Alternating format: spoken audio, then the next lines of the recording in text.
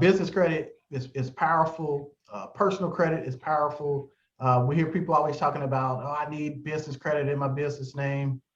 You know, it exists, but if you're taking T-Mobile bills off, it's not for you right now.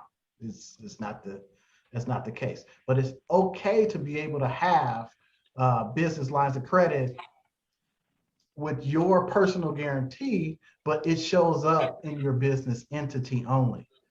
So I have several business entities, American Express, that does not report on my personal credit.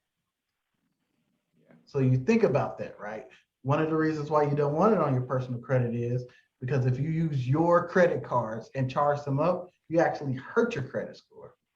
Yep. So how can you build a business by hurting your credit score? Right. It's You difficult. have to, you have to take that extra step that I outline in the book, incorporate. Oh shoot, I said outline in the book. It's in the funding book. So if you didn't click the link, and I didn't really mention this a whole bunch, there's a special funding book.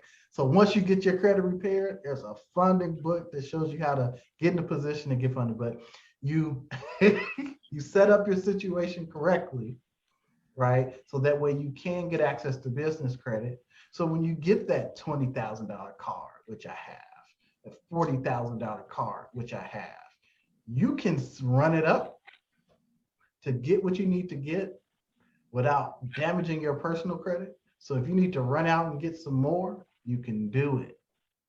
Yeah. You can do it.